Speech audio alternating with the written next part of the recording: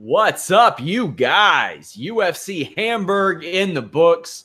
It was not a card that a lot of people are going to be watching back over and over again. Tied a couple of rather lame records, but here we are to talk about it. This show, your UFC Hamburg wrap-up, we're going to cover this at length on Tuesday on the Holy Smokes MMA podcast. Make sure you all check that out every Tuesday, 3 p.m. Eastern. Myself and Showdown Joe, who you all may remember from Canadian TV. The man was rather famous there. Go check it out. But anyway, this show, let's start off where it's hot. Let's start off with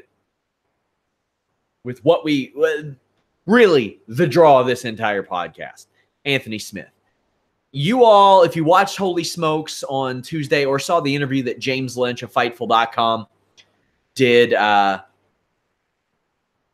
with Smith, you knew that he went into this fight very unhappy that Daniel Cormier overlooked him. Daniel Cormier said recently, well, he didn't say recently that he's got until March, but he opened up about some of the fights that he saw for himself, one of which was a possible fight with Shogun Rua. Shogun Rua is a name. He's a guy who has been around forever, a Pride legend. He had won 3 fights in a row, so you could argue if he were to beat Anthony Smith, he would have earned that shot. I don't think it says a lot about UFC's title hopes for Shogun Rua heading into this fight that they pulled Volkan Ozdemir from this fight to fight Gustafsson. But in the end, that ended up being the right decision because they had to slide Anthony Smith into this fight. Meanwhile, Ozdemir's out of that Gustafsson fight. If you all watched that Holy Smoke show any week, you knew that I thought that Gustafsson Ozdemir fight wasn't going to happen. With both of those two guys, there's no way some shit didn't go down and prevent that fight. There's no way. But Anthony Smith emerges victorious tonight and immediately calls out Gustafsson. This comes after Anthony Smith told us that he was not happy at all about being overlooked by Daniel Cormier. Let me get the quote for you. He said, and I quote, "I don't know what's going on with Daniel Cormier. He's been saying recently that he thinks Shogun's next in line, completely dismissing the fact that Shogun has to face me. I'm not sure what DC's problem is. He's smarter than that. He's an analyst. He knows that anyone can lose at any time. He's also smart enough to know that I'm capable of walking through Shogun. There's no way that people who do this for a living can look at this fight and not know that can happen. If you think Shogun is next in line and I go in and starch him, what does that say? Me and you are together now, bitch."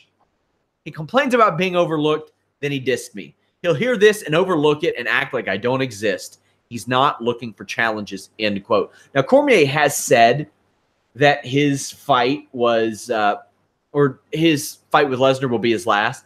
And I have a lot of people questioning the logistics of Smith and Gustafsson. Yeah, it's possible. If he didn't take any real damage, it is possible. We're talking about like maybe a 2-week turnaround. You can get any type of suspension like that just waived. Now, let's talk about the fight in general. Shogun comes in. He eats a big, nasty front kick to the face. Anthony Smith's range at this division is going to be a problem. And he doesn't even necessarily have – he's 6'4", but he doesn't have the John Jones reach. That's the thing. John Jones has a reach like 7 inches longer than Anthony Smith. So think about that. When you look at how well – Anthony Smith was able to utilize that 77.5-inch reach. John Jones has 7.5, I think 6.5 inches on him. Pause. Anyway, Smith is a guy who's competed his career at middleweight. And he found some success too. Oftentimes when people like me who have been fans of MMA for so long, we think of Anthony Smith, we think about him losing in Strikeforce and losing his way out of the UFC. He really lost his way out of VFC too. But he's come back since 2014. 13-2 since then. He's just a different fighter. He's 29 years old. He hadn't reached his physical peak yet. So over the last 5 years, since he was 24, think about that. The guy was 17-11 at 24 years old. That's nuts. Is he really 29? Is this some Danny Almonte shit in the Little League World Series? I don't know. Tonight, Anthony Smith walked up. He saved UFC viewers from a very underwhelming card. And on paper, this is one of those shows on paper you looked at and you said, not a good card. And then in execution, not a good card. He walked in, he ate shots from Shogun, didn't let it affect him at all. And then when he stunned Shogun, he used that range. Boy, did he pepper Shogun with some nasty combos. Then got those elbows up against the cage. And the referee stepped in and stopped it before Shogun could even fall over. This prompted Rashad Evans, who got retired by Anthony Smith last month on the FS1 broadcast, to just say, that boy's for real. And he is. And he is. You look at Anthony Smith right now, he's won 5 of his last 6 in the UFC. When all is said and done, he'll have 3 bonuses in that streak, including his loss to Thiago Santos in February of this year. There's not a lot to break down in this fight. It was Shogun doing what Shogun usually does and somebody catching him. After years of him narrowly escaping some of these situations, he got caught again, just like he did with St. Preux, just like he did with Dan Henderson. He got a little too sloppy, man. Just a little bit too sloppy, and he got caught. And Anthony Smith, the Lionheart, the young Lionheart, I guess you could say, picked up the win. Now let's talk about his call-out, because he did the right thing. He did the exact opposite of Corey Anderson. Anthony Smith said, Jimmy Manuel, I know you're ringside, and I would love to fight you, and I got a lot of respect for you, but Alexander Gustafsson, I'll see you in 2 weeks.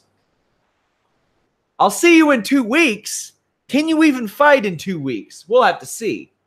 We'll have to see.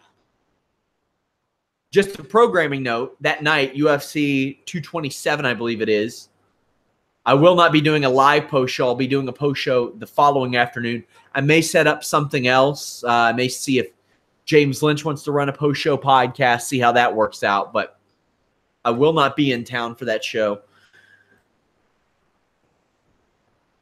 Smith did the right thing. Now, you think about this. On paper, Evan Shogun not like necessarily title-earning victories, even though Shogun was in the discussion. Shogun was in the title discussion because he didn't lose 3 times in a row. That's it. He didn't lose in 3 straight fights. So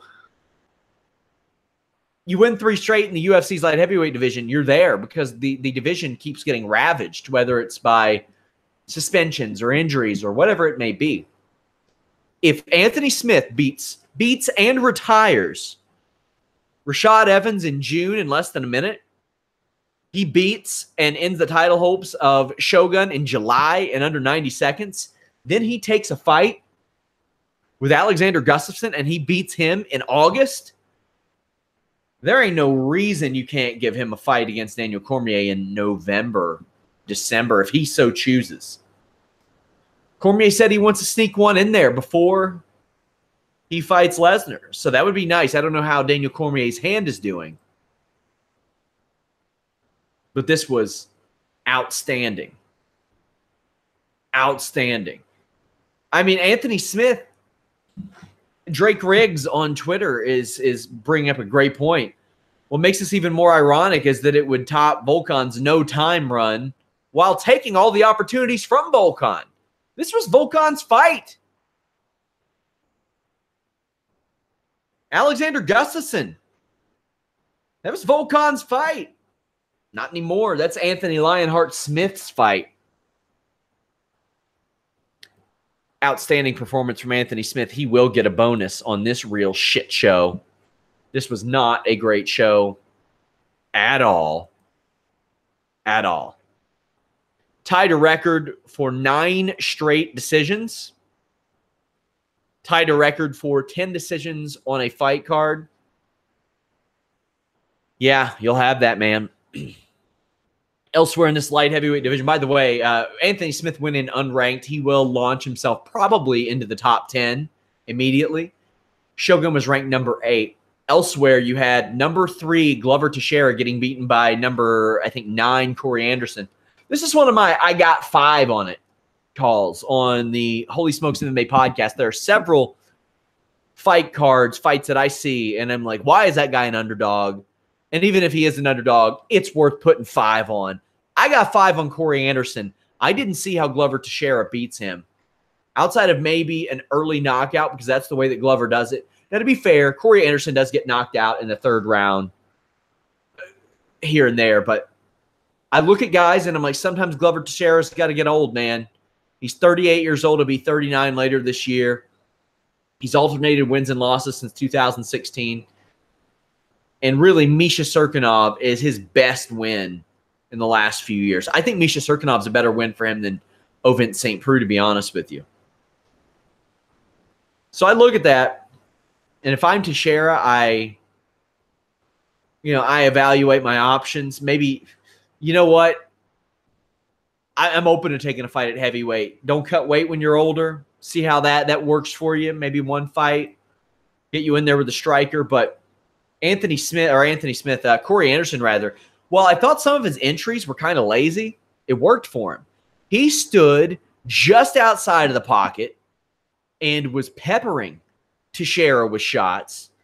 He worked Teixeira to the turtle, threw those strikes under the arm, threw those strikes around the arm, worked Teixeira to his back, threw some elbows, was able to avoid a couple of guillotine attempts that weren't really tight, weren't really in there, and dominated Glover Teixeira. Now, for Corey Anderson, he's got a winning streak going. He beat Patrick Cummins in April as well, and this comes off the heels of a really rough 2017 for him where he got obliterated by OSP and Jimmy Manawa in a couple fights, just knocked dead, and Shogun beat him by split decision. And, if memory serves me correctly, a lot of people had Anderson winning that fight, so his record is a little bit deceiving, but the man has been susceptible to knockout, and that's not a great thing when you've got studs like Anthony Smith running around in this division right now. He might run into Anthony Smith. But Glover Teixeira just couldn't stop the takedown for any extended amount of time, and it really, really did him a disservice and definitely didn't help. Let's talk about this prelim or the rest of the show, because to be honest with you, none of these fights mattered before these two. And that's unfortunate. And we'll probably circle back and talk more about Anderson, Teixeira, Shogun, and Smith. You all can submit your questions if you'd like. As Itar defeated Miranda, I love when the ref said, Miranda, get up and don't talk to me. Phenomenal. Phenomenal. Not much to see here. Vitor Miranda is probably gone from the UFC at this point. A guy who had such an outstanding run on Tough Brazil 3, I think it was. He went 3-0 on the show and then ran into Shoeface, and you will run into Shoeface. Dropped down from heavyweight in that to middleweight, and he beat Jake Collier, Clint Hester, and Marcelo in a pretty nice run, and it looked like he was going to be something in this division. But like I said with Teixeira, man, age catches up to you, and age for Vitor Miranda is 39 years old. If you fought on Tough as a heavyweight, and now you're fighting as a middleweight, and you're 39 years old, oh, by the way, he ain't a young 39 years old either. We're talking 23 MMA fights, 24, 25 kickboxing fights that we know of. He's been in the game for 15 years, alternating kickboxing and MMA. Time caught up to Vitor Miranda, and he's lost 3 straight decisions. And when you lose 3 straight decisions, that's bad news for you.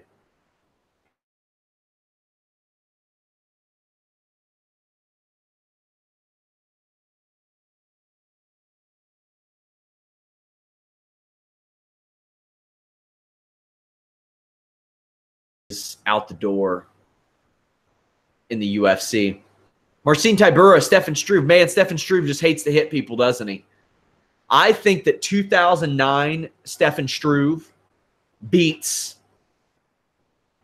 2018 Stefan Struve. I really do.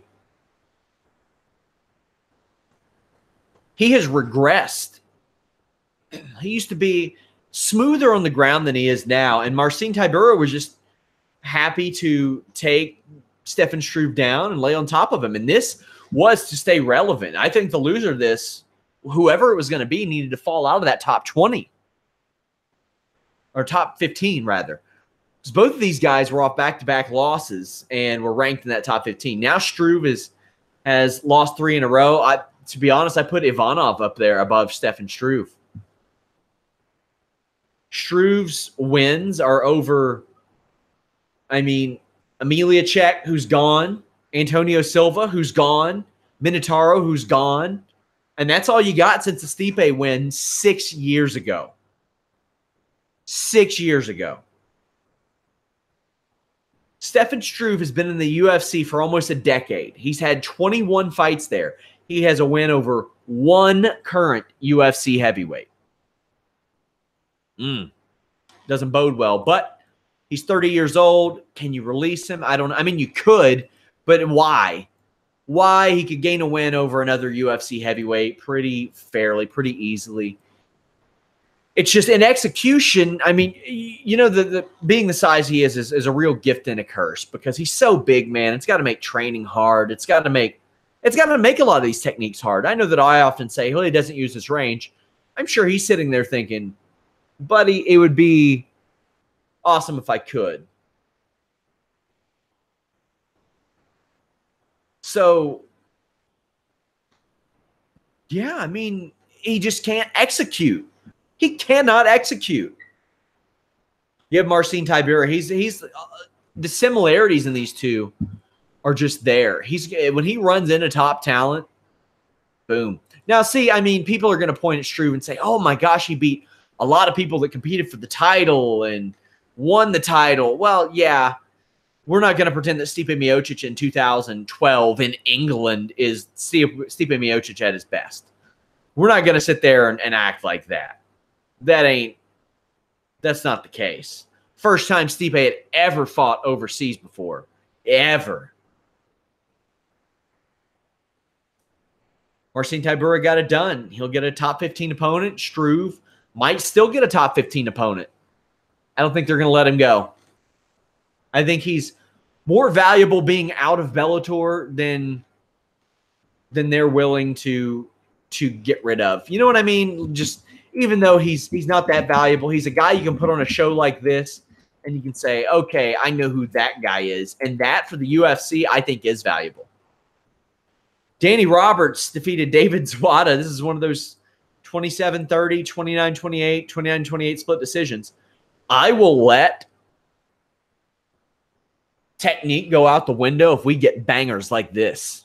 This was a fun fight, man.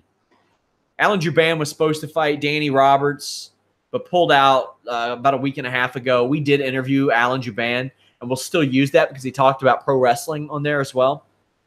This was just fun. It was sloppy. Like the part of me that watches for technique was like, eat. But the rest of me who just was, I was craving an entertaining fight at this point. It's all I wanted. And for Danny Roberts, he's won 3 out of 4. And Danny Roberts isn't in the habit of having boring fights as is. He knocked out Oliver Enkamp. He knocked out Bobby Nash. And he got knocked out by Mike Perry and Nordine Taleb. And that's his last 4. I think before that, he fought Dom Steele at 197. And that was a fight of the night. He put out Nathan Coy. So you look back, every single fight that Danny Roberts has had is good. And now, to me, Danny Roberts is one of those guys that I will look at 170, and I'll say, all right, throw him in there with a Cowboy Oliveira, a Cowboy Cerrone, a Mike Perry again even.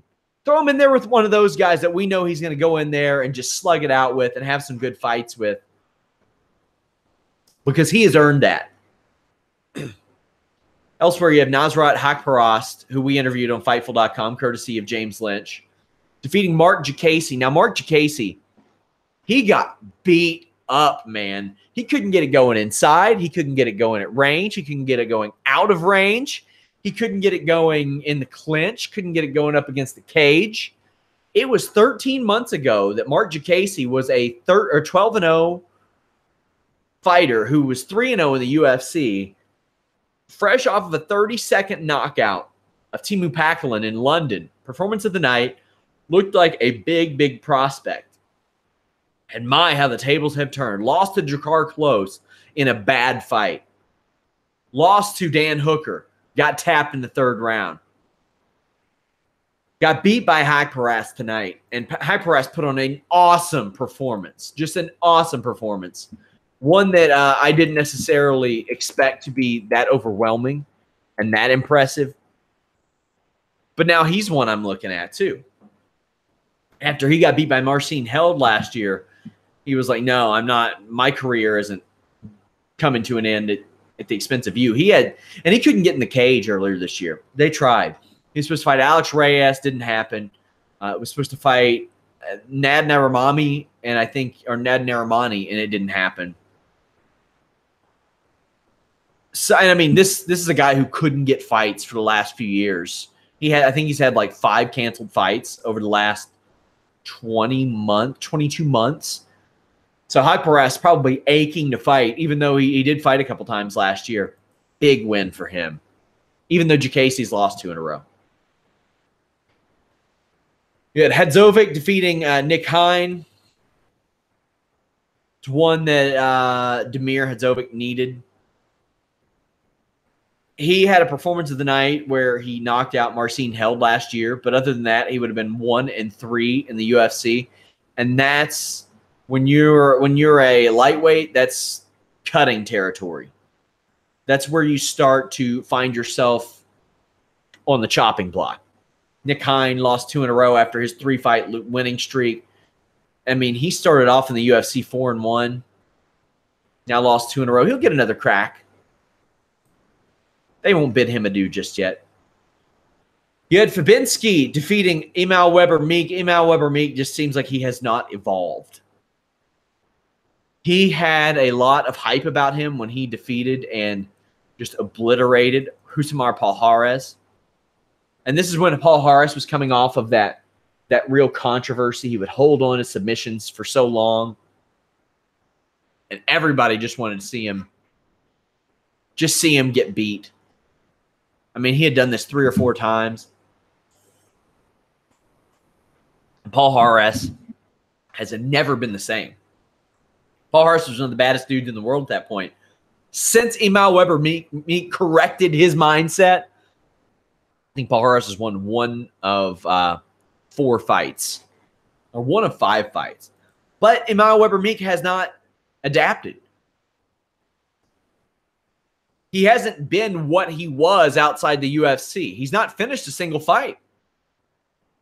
Before the UFC, he had 11 fights. 1 went to the scorecards. All of these have. And he'll get another shot too. But losing to Kamaru Usman, okay. Fabinski via decision. Now Romani did fight on this show. He defeated Khalid Taha.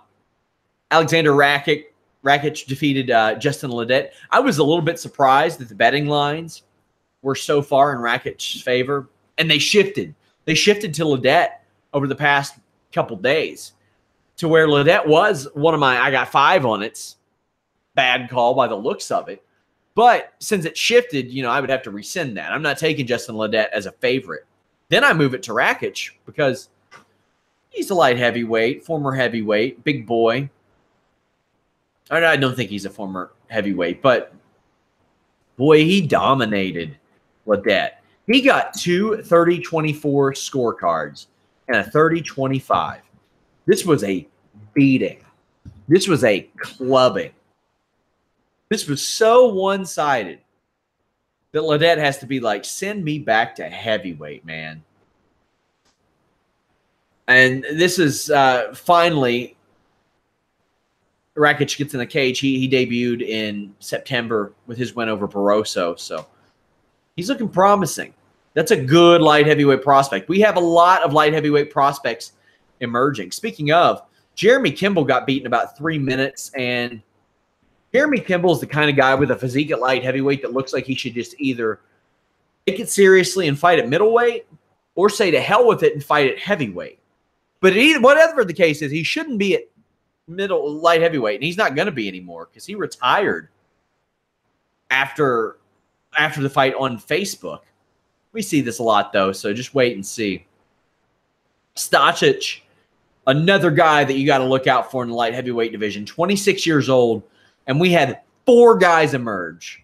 4 guys emerge. Anthony Smith, turning 30 later or next week. He's 29 years old. He picked up a big win. Corey Anderson turns 29 in September. Big win. Stocic, I think I just said he's 26 years old. And you got Rakic, who just emerged on the scene as well, and 26 years old, man. That's very promising for that light heavyweight division. Manny Bermudez with that Bermudez triangle, man. Big bank take little bank is, as Luke Thomas would say, this is what happens. He sets it up beautifully every single time. He executes it beautifully every single time. Davey Grant lost 3 of 4. He's probably done. I think Damian Stasiak is too. He lost 3 in a row. But let's talk about Manny Bermudez and this triangle that he has just specialized in, the Bermudez triangle. He's 12-0 now. Let's see. His last 4 wins are by triangle choke. He beat Albert Morales, and then he's got 4 wins in the last calendar year, in the last just over 11 months via triangle. He's got a dangerous guillotine as well. Several of his first wins were by triangle as well. Several triangles and guillotines on the amateur circuit. This guy will put you out, and that's just what he does. Now you have to wonder how is this going to be another? Is this going to be another Cody situation, the Cody McKenzie situation, where he specializes in the McKenzie team and doesn't round out his game and shows up on an MMA show with his tag hanging out of his shorts? What the hell? What the hell? But Manny Bermudez, if it's down on the ground, he's wrapping those legs around your head. And that's it. You're done. You're done.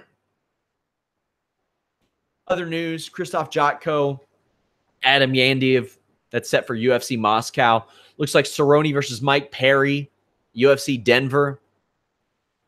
You have Muslim Salikov notified of a potential USADA violation.